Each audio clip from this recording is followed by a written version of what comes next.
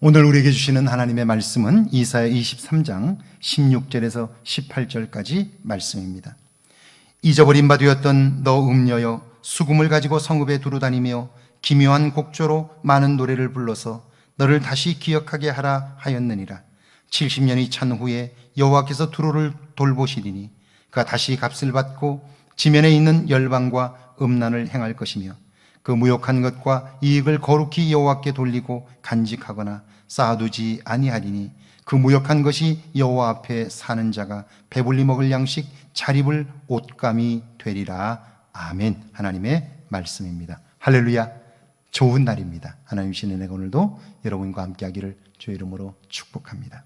1967년 프랑스의 수학자인 베노이트 만델브로트 박사는요, 과학 잡지 사이언스에 영국을 둘러싸고 있는 해안선의 총 길이는 얼마인가 라는 제목의 글을 발표했습니다.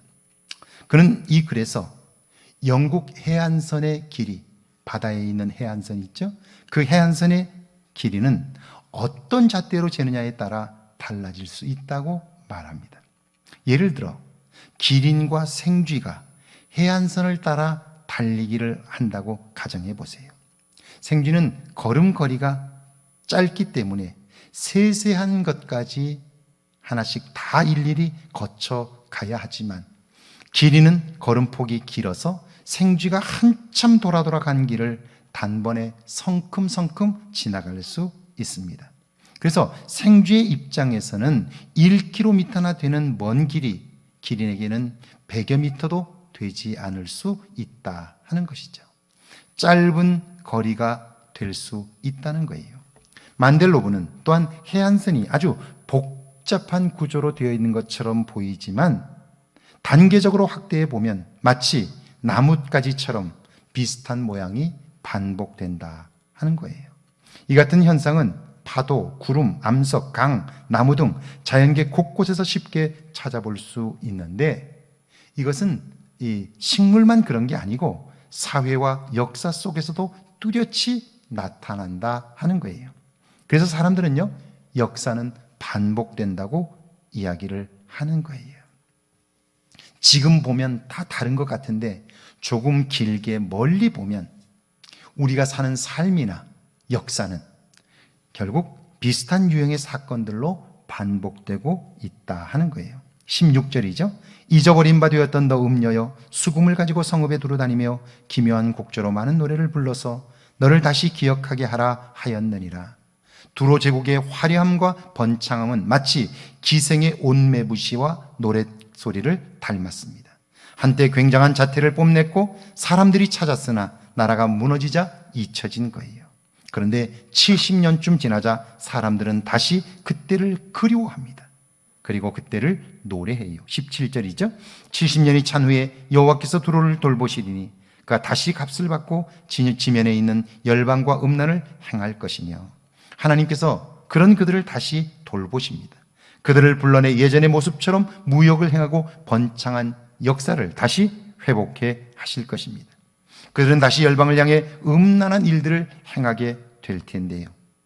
역사가 소명과 생성 그리고 반복되는 모습을 보여주는 거예요. 정말 그 어렵고 힘든 망한 나라에서 다시 제국이 회복되었다면 이제 그걸 잘 지킬 것 같은데 그렇지 않다는 거죠.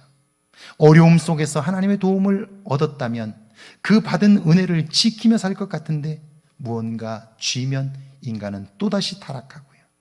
그게 반복되고 있다 하는 것이죠. 여러분, 그러니까 우리가 하나님과 함께 생각하고 말하고 살지 않는다면 우리는 결국 끝이 멸망에 이를 수밖에 없다 하는 거예요. 오늘 18절에 보니까 그 무역한 것과 이익을 거룩히 여호와께 돌리고 간직하거나 쌓아두지 아니하리니 그 무역한 것이 여호와 앞에 있는 자가 배불리 먹을 양식 잘 입을 옷감이 되리라. 그들은 전에 자신들이 얻은 소득과 재물을 욕망의 수단으로 삼았어요. 자랑거리로 삼았죠. 그래서 결국 망하고 말았잖아요. 이번에 하나님께서 다시 회복시켜 주셨다면 이제 그 하나님의 다스림을 받아 하나님의 뜻대로 살 것 같은데 그렇지 않았다 하는 거예요. 이게 반복되고 있다는 거예요. 성경은 이것을 인간의 죄성이라고 불러요. 인간은 죄성을 극복하지 못하는 한 아무리 그가 열심히 한다 할지라도 멸망에 이르게 되는 거죠. 이것이 우리가 예수를 믿는 이유이고 성령으로 충만하여 성령의 다스림을 받아야 하는 이유이고요. 하나님의 다스림을 받아 인도함을 받지 않으면 우리는 헛수고로 멸망을 향하여 달려갈 수밖에 없다 하는 거예요. 이 말은 바꿔 말하면 하나님 밖에는 소망이 없다 하는 것이죠. 그 소망의 하나님과 함께 오늘 복된 일들을 이루며 사는 저와 여러분 되기를 주의 이름으로 축원합니다. 함께 기도합니다. 반복되는 일상 속에서 하나님을 경험하게 해달라고요.